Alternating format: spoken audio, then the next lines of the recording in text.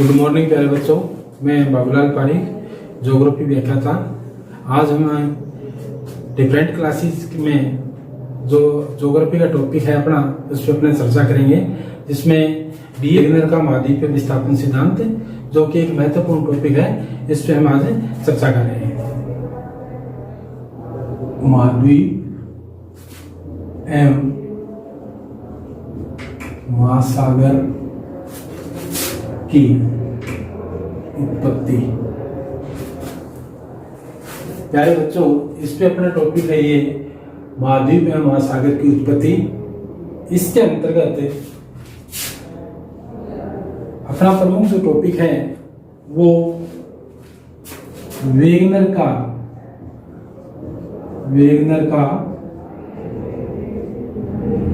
महाद्वीपीय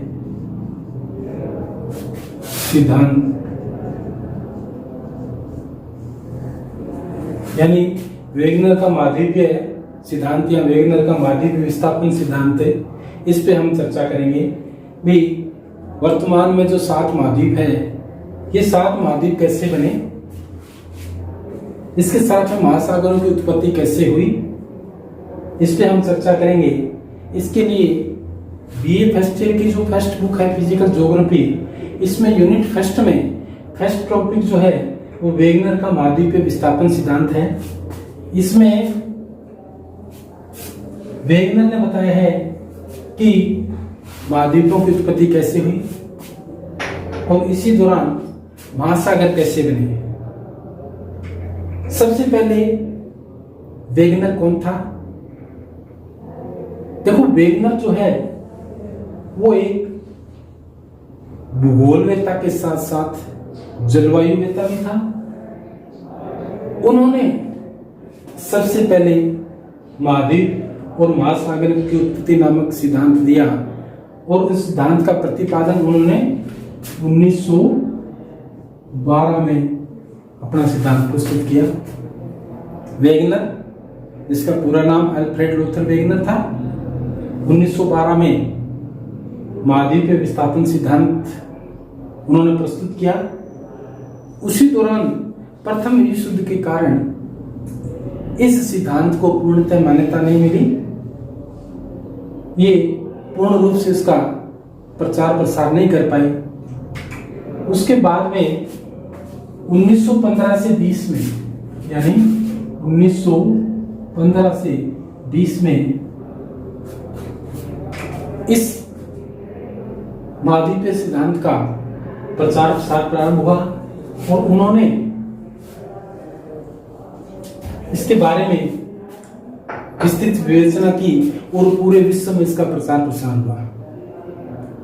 वेगनर जो है वो अपने 2 प्रमाण के माध्यम से इस सिद्धांत की विवेचना करता है। पहला, वो बताता है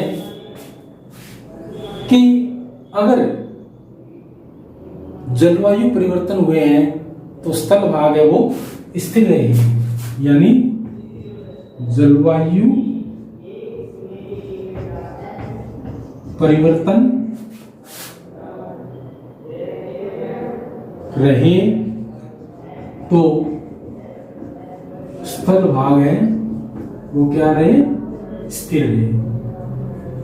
दूसरा जो प्रमाण बताता है या प्रमाण प्रस्तुत करता है, वो कहता है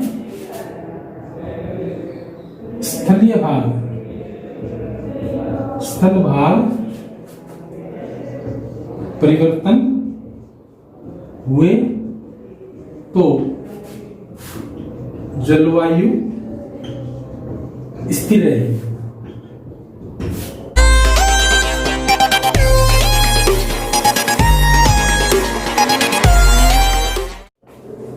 यानी या तो जलवायु परिवर्तन हुए हैं, उसके कारण महाद्वीपों का विस्थापन हुआ है और स्थलीय भाग है वो स्थिर रहे हैं, या स्थल भाग परिवर्तन हुए हैं तो जलवायु है वो स्थिर रहे हैं। यानी जलवायु परिवर्तन हुआ है तो जलवायु में परिवर्तन देखने को मिला है। जलवायु में परिवर्तन देखने को मिला है, कहीं शीत जलवायु है, शीतोष्ण जलवायु है, उष्ण जलवायु है। इस तरह के जलवायु में परिवर्तन होने के कारण महाद्वीपों का विस्थापन हुआ है। या फिर स्थल भाग है उसमें परिवर्तन हुआ है, जलवायु है वो स्थिर रहे हैं। लेकिन वेगनर महोदय जो है वो जो दूसरा प्रमाण है स्थल भाग परिवर्तन हुए और जलवायु स्थिर रही, इसको वो मान्यता देता है कि जलवायु परिवर्तन न होके स्थल भागों में परिवर्तन हुआ है। तो इस कारण जो अल्फ्रेड वेगनर है वो जलवायुवेत्ता के साथ साथ भूगोलवेत्ता भी था। ठीक है, तो इसके बारे में वो बताता है। अब अपने देखते हैं ये जो 7 महाद्वीप हैं ये कैसे बने हैं, इनका विभाजन अलग अलग किस तरह से हो गया, कोई उत्तर में चला गया, कोई दक्षिण में चला गया। ठीक है, इसमें किस तरह से परिवर्तन के माध्यम से ये बने हैं, इसके लिए वेगनर ने सबसे पहले बताया कि वर्तमान में जितने भी जो महाद्वीप है वो महाद्वीप एक स्थल भाग के रूप में थे। ठीक है, यानी ये आपस में क्या थे, जुड़े हुए थे। इस जुड़े हुए भाग का नाम उन्होंने पेंजिया दिया। क्या नाम दिया? पेंजिया। यानी धरातल पर जितना भी क्षेत्र है पूरा का पूरा जो क्षेत्र है वो एक स्थल खंड के रूप में संयुक्त था, जुड़ा हुआ था, पूरा एक भाग था, स्थलीय भाग पूरा एक भाग था, जिसका नाम उन्होंने क्या नाम दिया? पेंजिया। ठीक है, अब पेंजिया नाम दिया। अब इसमें वो बताता है कि ये जो पेंजिया है, ये जो स्थल खंड है, इसके चारों तरफ जल ही जल था। क्या था? यानी इन क्षेत्रों में क्या था? ये जल ही जल था। इस जलीय भाग को वेगनर ने नाम दिया पैंथालासा। क्या नाम दिया? पैंथालासा। ठीक है, पैंथालासा का मतलब होता है, पैंथालासा का अर्थ होता है जल ही जल, जल ही जल। पेंजिया ये स्थल ही स्थल। ठीक है, पेंजिया स्थल ही स्थल, पैंथालासा जल ही जल। यानी चारों तरफ जलीय भाग था, बीच में स्थल भाग था जो पूर्ण रूप से स्थलीय भाग था, जो जिसका नाम उन्होंने क्या दिया? पेंजिया। और पेंजिया का तात्पर्य है स्थल ही स्थल है। अब कार्बोनिफेरस युग में, कौन से युग में?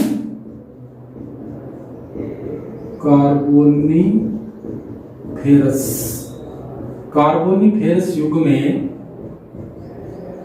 पेंजिया का विभाजन हुआ। यानी पेंजिया के 2 टुकड़े हुए, टुकड़ों में ये 2 टुकड़े इसके हुए, इसका विभाजन हुआ कार्बोनिफेरस युग में। कार्बोनिफेरस युग का जो काल माना जाता है वो 28 करोड़ वर्ष पूर्व, 28 करोड़ वर्ष पूर्व का जो काल था वो कौन सा काल था? कार्बोनिफेरस काल। कार्बन यानी कार्बनिक की मात्रा उस दौरान ज्यादा थी, उसमें वनस्पति जीव जंतुओं की उपस्थिति के कारण वो कार्बोनिफेरस युग के नाम से जाना जाता है, जो कि 28 करोड़ वर्ष पूर्व था। उस दौरान पेंजिया का क्या हुआ? विभाजन हुआ और पेंजिया 2 टुकड़ों में बंट गया। यानी ना जो ये जो पेंजिया का जो भाग है, ठीक है, इसके 2 टुकड़े हो गए, इसके इस तरह से 2 टुकड़े हो गए। 2 टुकड़े होने के कारण ऊपर का जो भाग है उसका नाम वेगनर ने बताया लारेशिया। क्या नाम बताया? लारेशिया। और नीचे का जो भाग था उसका नाम बताया गोंडवानालैंड। क्या नाम बताया? गोंडवानालैंड। यानी पहले पूर्ण स्थलीय भाग था जिसका नाम वेगनर ने क्या बताया? पेंजिया बताया।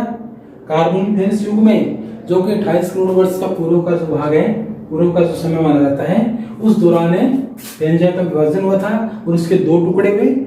ऊपरी जो क्षेत्र था जिसका नाम लारेशिया और दक्षिण का जो क्षेत्र था उसका नाम उन्होंने क्या दिया? गोंडवानालैंड दिया। इस तरह से पेंजिया का विभाजन हुआ। अब विभाजन होने के बाद में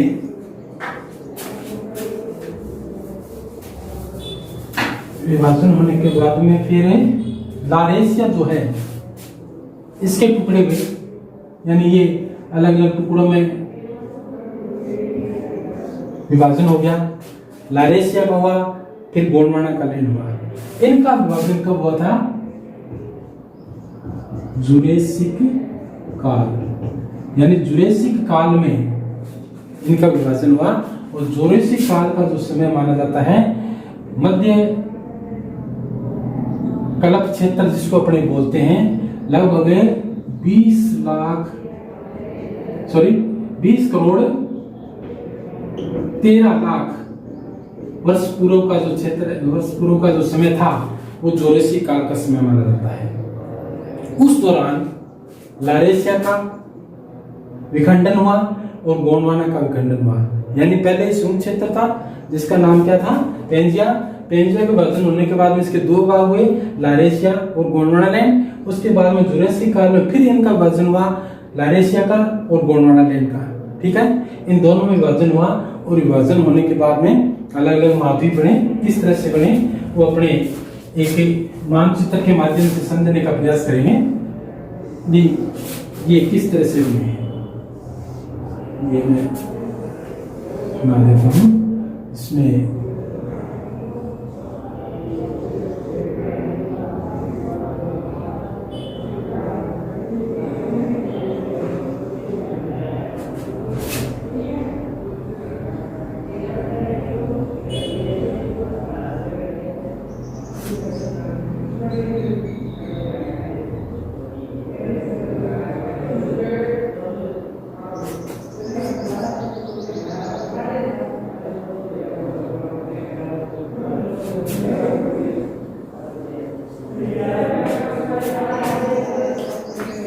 अब इनका जुरेसिक काल में जो विभाजन है लारेशिया से कौन कौन से महाद्वीप बने? उत्तरी अमेरिका,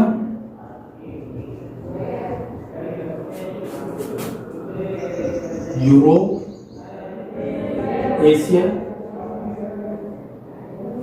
और गोंडवाना लैंड से जो जुरेसिक काल में विभाजन हुआ उससे दक्षिणी अमेरिका,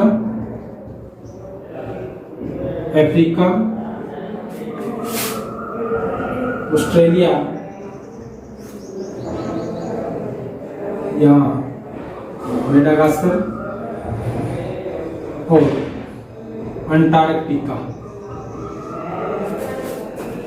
गोंडवाना लैंड का जब जुरेसिक काल में विभाजन हुआ तो विभाजन के कारण दक्षिण America, Africa, Madagascar, Australia, Antarctica इन महाद्वीपों का निर्माण हुआ।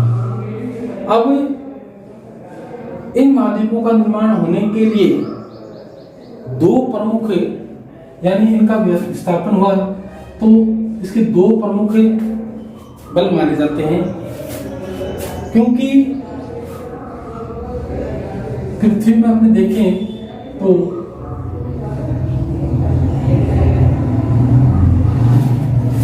ये सियाल, सीमा और नीफ है।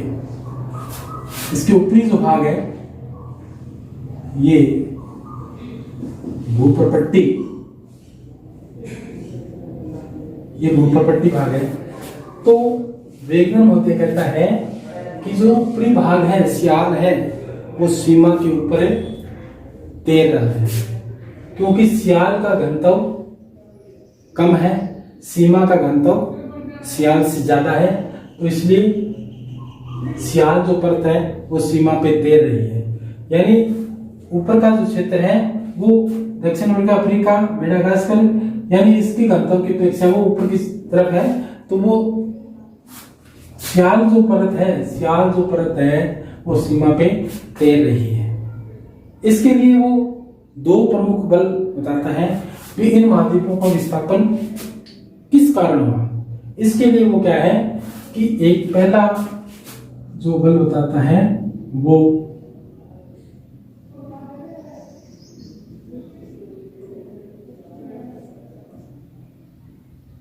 पहला बल गुरुत्वाकर्षण बल, जिसको अपने प्लवनशीलता का बल भी कहते हैं।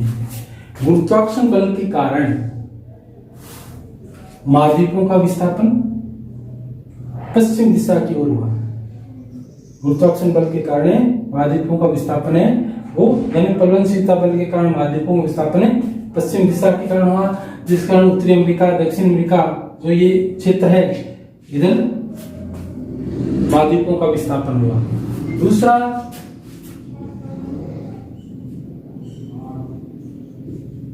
ज्वारीय बल। ज्वारीय बल के कारण कि सूर्य और चंद्रमा के आकर्षण शक्ति के कारण ज्वारीय बल लगता है तो उसको ऊपरी क्षेत्र ऊपर उठता है, तो इसके कारण ज्वारीय बल के कारण यूरोप और एशिया का जो क्षेत्र है, ठीक है, वो बने। इस तरह से इन महाद्वीपों का निर्माण हुआ, ऐसा वेगनर महोदय बताते हैं। अब इसमें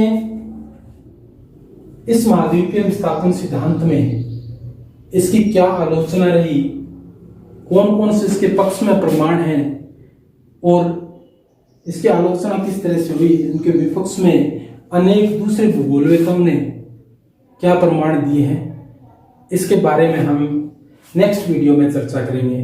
अगर मेरा वीडियो आपको अच्छा लगे तो इसको लाइक करना, सब्सक्राइब करना और